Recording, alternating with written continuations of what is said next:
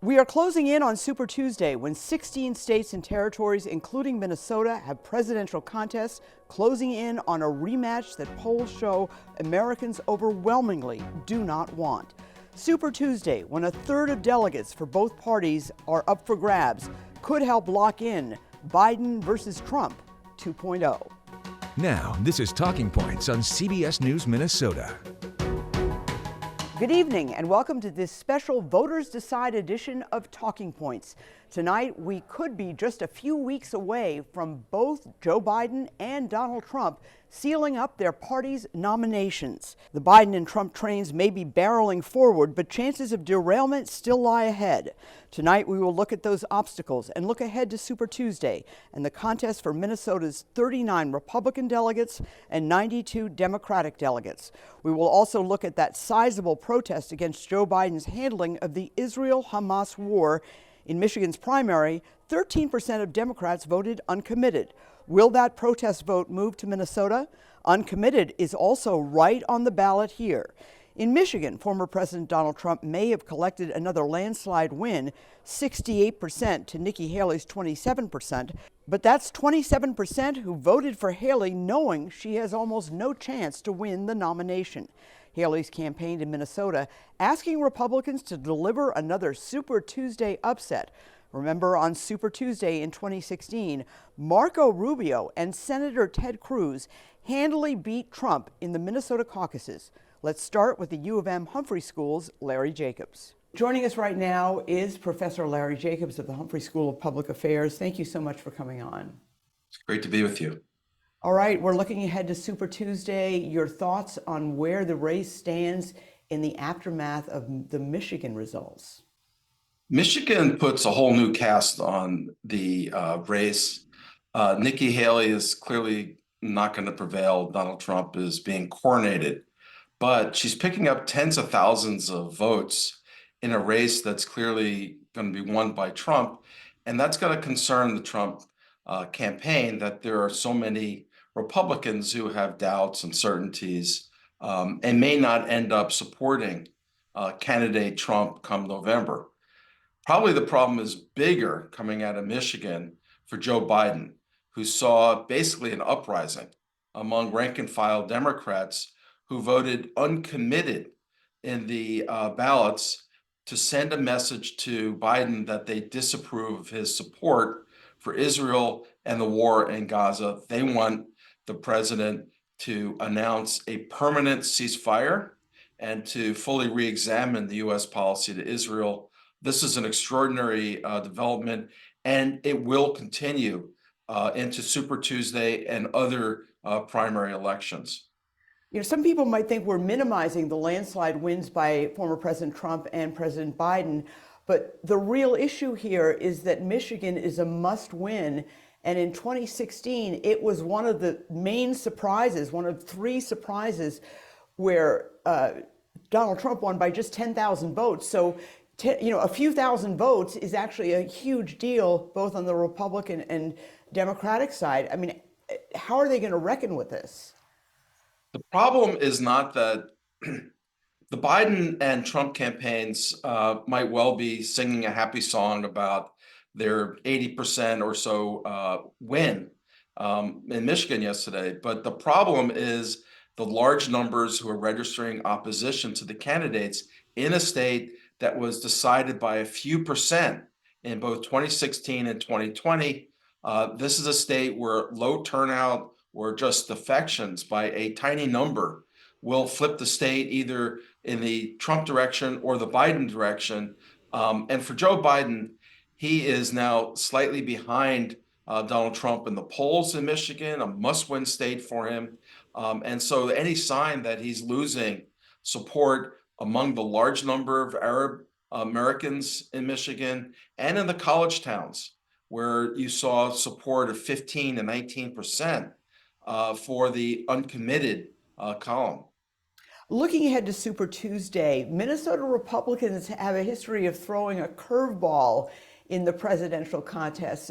In 2012, Rick Santorum won the Minnesota caucuses. In 2016, and I don't know if people remember this, it was Marco Rubio in first, Ted Cruz in second, and Donald Trump was third. Do you think something like this could happen again with a surprise pullout for Nikki Haley?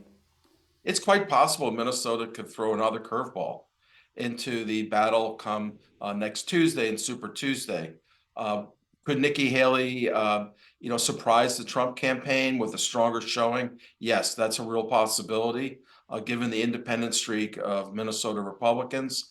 And the uncommitted organizers in Minnesota are really getting their act together. I think we can see a pretty strong showing, perhaps a stronger showing than what we saw in Michigan, here in Minnesota, to registered opposition to Joe Biden's policy with regards to Israel and the war in Gaza. Well, uncommitted though is not on the ballot here. So Yes, but how would they register that, just by sitting at home or just writing in a candidate? you can register an uncommitted on the ballot. Oh, you can. Okay. All And right. the supporters of the uncommitted movement here are just saying, vote for anything other than Joe Biden. So they are campaigning for a protest vote. And again, the purpose here is not to help Donald Trump. It's rather to compel Joe Biden to change his policy, adopt a permanent ceasefire position with regards to Gaza. Right. But obviously, so you're saying watch out for the Nikki Haley vote, watch out for the uncommitted vote in Minnesota and in other states, because the real warning is, where do those people go in the general election? Is that right? Exactly. I mean, I think the message coming out of last night is, watch the uncommitted vote, watch the Nikki Haley vote, because the folks who are backing that could well be the kingmakers come November, in terms of whether Biden or Trump are going to win in a razor close fall election. All right. Professor Larry Jacobs, thank you so much. Good to be with you. Ahead, the partisan take from Republican Analyst Amy Koch and Democratic Analyst Abou Amara. Well, joining us right now, Amy Koch, Republican Analyst. Thank you so much for coming on. Thanks for having me. All right. Is this Republican race for the nomination all but over as we head into Super Tuesday? So here's what I'm thinking. It feels, this election, like I've never felt before, it feels like inevitable, right? It feels like we will have Biden-Trump rematch from 4 years ago. And still, it feels like almost anything could happen. And so it feels like, if I'm a betting woman, I have to say, oh yeah, it's going to be Biden, Trump on the ballot. We're going to rerun from 4 years ago. And I cannot believe this is what we're doing again. And I think that's how most people feel. But I also feel like there's just this feeling and sense of almost anything could happen, whether it's, health things that could happen, convention things that could happen. There's just a whole variety of things that I feel like I'm not sure the final page of this election has been written. Right. In terms of how Donald Trump is doing, I mean, he has won all the contests so far. He has a big lead in the delegates. I mean, he could practically wrap this up the week after Super Tuesday if he continues to win 80 to 90% of the vote. Do you see anything derailing that? I don't. Well, the Super Tuesday is going to be interesting, and particularly in Minnesota, right? Eyes are on Minnesota because this is a state that Trump came in third in 2016, behind Marco Rubio and Ted Cruz. So is this a place? Obviously, Governor Haley's been in town and been working that, knowing that those numbers are what they are. Plus, Minnesota is we're always independent, right? You just, Right. Ask Governor Ventura. We're going to do whatever we want to do. Yeah. So we'll see about that. But I think that, I think I again, if you have to ask me, I think it's going to be the former president on the ballot. That's what the numbers are telling us. So we'll follow that out. But I also appreciate that we have some choice in this, because whether it's myself or most Minnesotans and Americans that I know, there's sort of this sentiment of, I don't know why we're rerun. I think 4 years ago, this race wasn't wildly popular. The idea that, Right. Both Biden and Trump have been there a very long time. They're older guys. They don't, frankly, both of them are showing signs of their age. And that it's time for new faces. And yet here we are again. And I don't think that that's a sentiment that I am the only one that shares. I hear it from everybody. Well, Why I not was talking, hear I their was voices? talking to voters at the Nikki Haley event, and they couldn't have been more articulate and said it really just basically the way you said it. Say, we don't think these two, Biden and Trump, are it. They didn't like Trump. They felt he wasn't, he'd done too many things that created problems for the presidency and created problems for the Republican Party and for himself. And they were just like, we really think Nikki Haley is a younger, fresh alternative. And yet she hasn't gotten a big enough chunk of it in order to pave her way to victory. I asked her actually, should she have criticized Donald Trump more, as people have said? And she said, well, I would have been Chris Christie then, who's been out for several weeks. Your thoughts on that? Well, here's what I would say is I think that stating some of the obvious, which she has done. I think they had sort of the grumpy old men commercials. I think that's nailing it without being like mean. I appreciate that. But also I love that when a person runs their race, right? I don't want to vote for someone because they're not somebody else. And I feel like, frankly, whether you're voting for Donald Trump or you're voting for Joe Biden, it's all about, oh, but the other guy is so unacceptable. How about telling me what you're for, what you're about? And I don't mean just like, I'm talking immigration. I'm talking about the economy. I'm talking about schools. And so I really appreciate when a candidate gets out there like Ambassador Haley and talks about the issues that matter to me.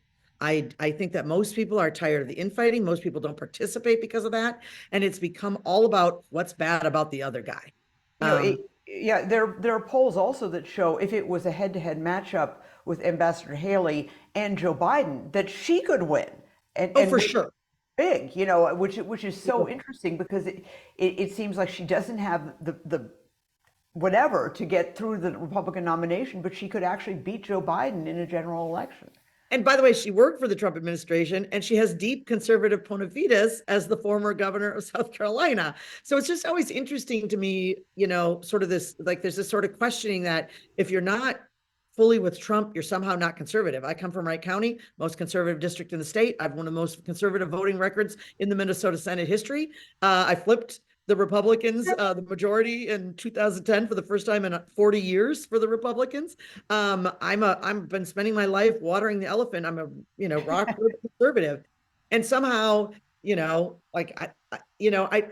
so I don't understand why wanting honest debate, why wanting conservative issues out there by someone, by a multitude of Republicans that I find electable, is a bad thing. I think it's a good thing.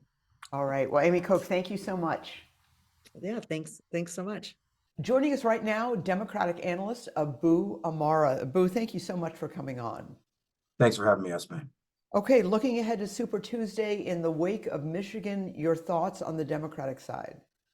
Well, it looks like we're careening still towards Biden and Trump. Both of them have shown themselves to be strong. Now it's really going to come down to infrastructure of the campaigns. The first couple of races, it was one at a time. And now you're going into Super Tuesday with 16 states. And so you've really got to have a national campaign that can handle the the turnout operation, the doors, all kinds of stuff. And so this is where the campaigns are going to be tested. And I think this race could be over by March 12th. In terms of both sides here? In terms of both sides. So Donald Trump needs and one. And March 12th is not Super Tuesday. You're looking ahead just 1 week after Super Tuesday when you've got some very big states, including Florida, have contests then. So you're saying in the next 2 weeks, it could be over. I'm saying Super Tuesday is going to lay the foundation. We're going to have a really clear sense of what happens. And once Super Tuesday is there, we're effectively going to know. It might take another week or so, but Super Tuesday is really going to decide who's going to be the nominee for both parties. All right, let me ask you about this uncommitted vote. We saw that protest with 13% of the vote in Michigan, more than 100,000 people voting uncommitted as a protest because of Joe Biden's handling of the Israel-Hamas war. Uncommitted is also actually right on the ballot, on the Democratic ballot here. Do you think there's going to be an impact? Well, I do think some people will turn out and vote uncommitted. And I think it's an exercise in political power. And in a primary campaign, that is the context to do it. And so I think what this is doing is showing, one, there's a base of voters in the Democratic coalition who are not happy. And I think you're seeing the Biden administration respond. You notice the president already signaled that he may anticipate a ceasefire coming shortly. And so I think this is actually how politics is supposed to work. Voters make demands in campaigns, politicians listen, and they move or calibrate their position. And I suspect that's going to happen. And hopefully it's early enough where as we get closer to election, those coalitions can eventually come home. And actually, though, the president kind of got called out on saying that a ceasefire could come soon because both Israel and Hamas responded saying, we didn't realize it was coming soon. So it almost looked as if he said that in order to appease voters in Michigan, which is not exactly a great way to go. There's no question words aren't going to be enough here. There's going to have to be words and deeds. And I think the signaling, along with some action in the next couple of months, I think as closer we get to the election, President Biden's going to have a lot of incentive to make sure that those coalitions are listened to and their voices are heard. All right. And, you know, in terms of a protest vote, you can call it a protest vote. Somehow that seems to me to almost minimize how passionately people really feel about this issue. Are you concerned about this as somebody who works for Democratic candidates about this uncommitted and the president's stand on this, spreading not only to just Arab Americans, but Black Americans, youth, progressives? I'm moderately concerned. This is not a DEFCON 5, but it is a legitimate, sincere issue that has to be addressed by the president. And again, the voters in Michigan and elsewhere are going to have a choice. Joe Biden is open to listening to them, hearing their concerns, calibrating his response. Donald Trump is not going to listen to them on anything. And so fundamentally, that's going to be the choice in November. And I think as long as Biden is sincere in his outreach and reminds them of that contrast, I hope most of those voters will eventually come home and vote for the Democrats. We're marching towards a contest that the overwhelming number of polls show that American voters don't want Biden versus Trump 2.0.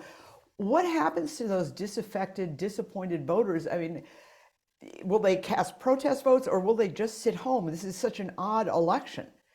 Yeah, it's an odd election. They're both candidates kind of have structural deficiencies, if you will, in one way or the other. I think that the difference is going to be there are lots of never Trumpers. And one example of this is in Michigan, what we saw last night. A third of voters in the Republican primary voted for Nikki Haley, knowing she's not going to be the nominee. And that's a bigger structural problem for Donald Trump than Joe Biden, which he has legitimate structural issues.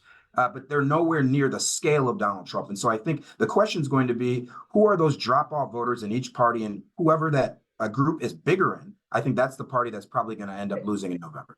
And where do they go? Where do those drop-off voters go? All right, Abou Amara, thank you so much. Really appreciate your insights.